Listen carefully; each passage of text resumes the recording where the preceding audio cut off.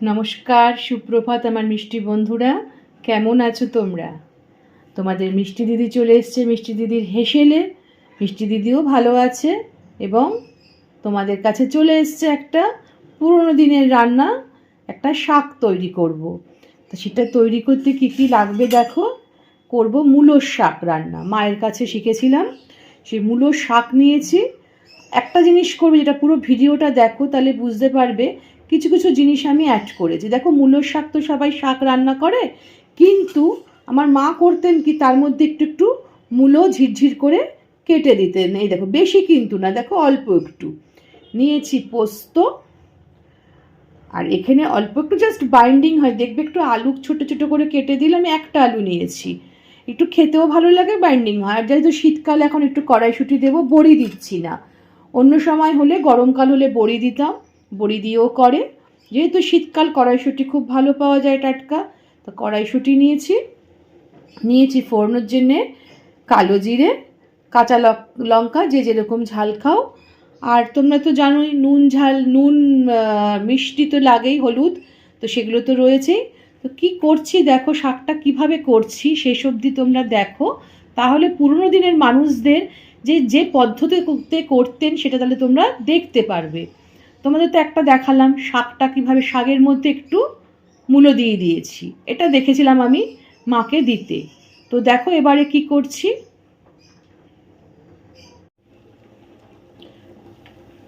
দেখো অলরেডি আমি কড়াইতে জল গরম বসিয়ে দিয়েছি, আর দিয়ে দিচ্ছি এর মধ্যে একটু নুন, আন্দাজ মতো 1 চামচ মতো নুন দিয়েছি। দিয়ে কি করবে বলো তো, এর মধ্যে শাকটা দিয়ে 2 থেকে 3 মিনিট একটু জাস্ট ভাপিয়ে নেবে, নিয়ে জলটা ঝেড়ে ফেলবে। ঝেড়ে তারপর কি করব সেটাও তোমাদের দেখাচ্ছি। পুরো ভিডিওটা দেখো, দেখলে পারে তোমরা স্টেপ বাই স্টেপ দেখতে পারবে যে কীভাবে আগেকার দিনের মানুষদের রান্না এত ভালো হতো। এত রান্না ভালো হতো কারণ হচ্ছে তারা কিন্তু গ্যাসে রান্না করতো না। তখন আমার মায়েদের দেখেছি কয়লার উনুনে রান্না করতে, আর যার ফলে তার তো একটা স্বাদ আছেই। আর আরও গ্রাম দেশের মানুষরা তো কাঠে রান্না করে, তার স্বাদ আরও ভালো হয় কাঠে রান্না করলে। আমি 2 থেকে 3 মিনিট এটাকে একটু নুন জলে ভাপিয়ে নেব, নিয়ে জলটা ঝেড়ে নেব। আমি এটাকে ঢাকা দিয়ে দেব। হ্যাঁ, তাহলে কি হবে, জিনিসটা সুন্দর নরম হয়ে যাবে। এমনি শাক নরম হয়ে যায়, তাও আমি আরও সুন্দর হবে। আমি 2 থেকে 3 মিনিট রাখবো। ওটা মানে শাকটা ভাপ হতে হতে কি করব, পোস্তটা একটু বেটে নিই। তোমরা দেখবে পোস্ত কিন্তু খালি মিক্সিতে দিলে কিন্তু জল দিয়ে ভালো পেস্ট হয় না। তোমরা সবসময় পোস্তটা কি করবে, এরকমভাবে আগে ঘুরিয়ে নেবে ভালো করে, 2-3 বার করে ঘুরিয়ে নেবে। নেওয়ার পর দেখবে ওটা গুঁড়ো গুঁড়ো হয়ে গেছে, তারপরে জল দেবে, দেখবে সুন্দর পেস্ট হয়ে গেছে। তা আমি পেস্টটা করে নিই, তারপর তোমাদের দেখাচ্ছি, তোমাদের দেখিয়ে দিচ্ছি। দেখো, এই দেখো, দেখেছো আমি জাস্ট পিষে নিয়েছি একটু, 3 থেকে 4 বার ঘুরিয়ে ঘুরিয়ে।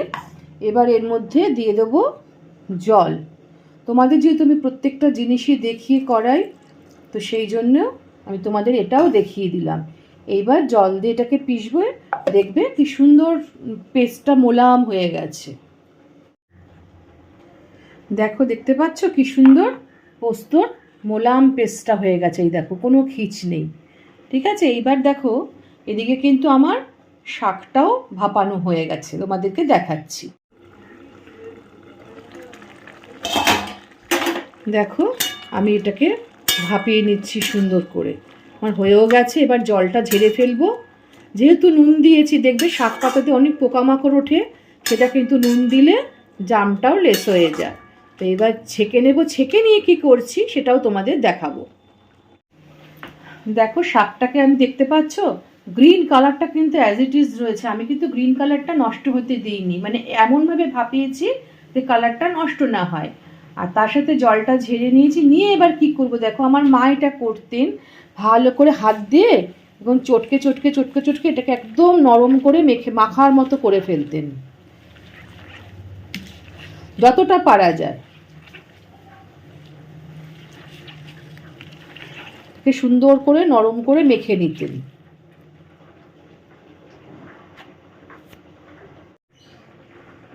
তোমরা দেখতে পাচ্ছ যে কি সুন্দর আমি শাকটাকে হাত দিয়ে ভালো করে চটকে চটকে মশটে নিয়েছি। আর কালারটা এত সুন্দর গ্রিন কালারটা রয়েছে, আমার দেখে ভীষণ ভালো লাগছে। তো এবারে কি করব দেখো, আমি অলরেডি কড়াইতে তেল নিয়ে নিয়েছি আর দিয়ে দেবো এর মধ্যে হচ্ছে কালো জিরে ফোড়ন। আর যে যেরকম ঝাল খাও সেই অনুপাতে দেবে লঙ্কা ফোড়ন। আর দেবো আলুটাকে ছোটো করে কেটে রেখেছি সেই আলুটা। নুনটা বুঝে দেবে, কারণ আমি কিন্তু শাকটা সেদ্ধ করার সময় নুন দিয়েছিলাম। দিয়ে দিচ্ছি একটু নুন আর দেব একটু হলুদ। এটা দিয়ে একটু আলুটাকে ভাজা ভাজা করে নিই, তারপরে দিয়ে দেবো এর মধ্যে শাকটা।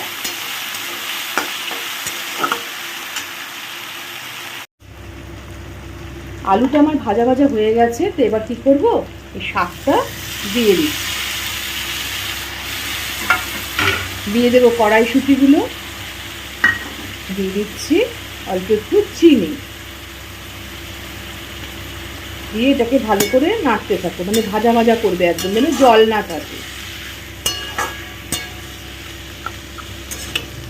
মিডিয়াম ফ্লেমে করে দাও গ্যাসটা।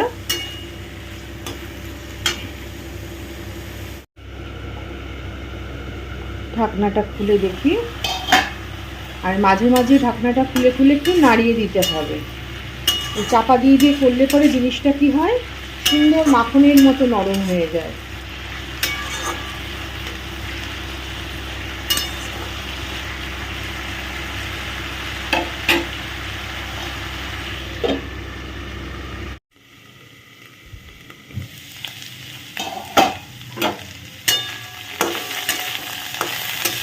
আমার প্রায় হয়ে এসছে জিনিসটা, আর আলুও নরম হয়ে গেছে।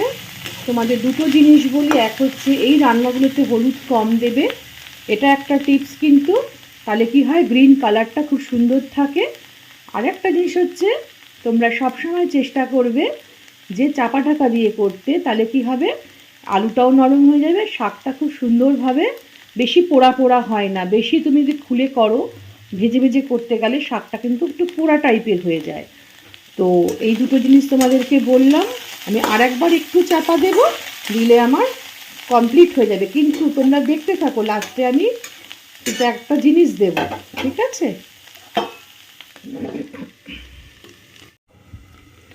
আগেকার দিনের মানুষদের জানবে রান্নার একটা জুতজাতি আলাদা ছিল, একটা আলাদা গোছানো ছিল রান্নার।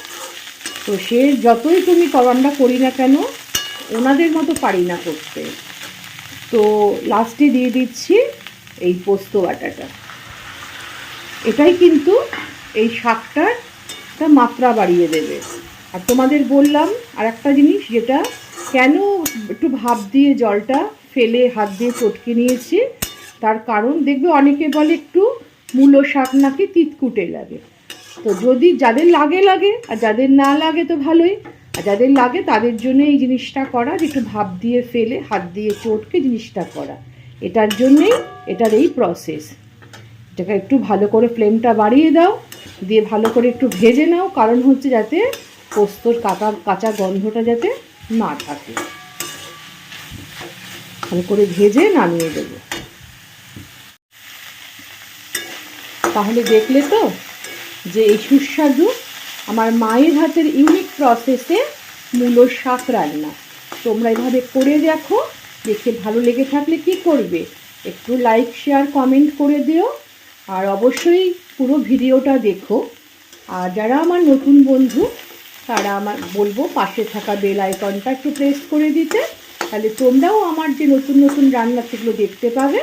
আর পুরনো বন্ধুদের তো আমি অসংখ্য অসংখ্য ধন্যবাদ, ছোটোদেরকে ভালোবাসা সবসময়ই জানাই।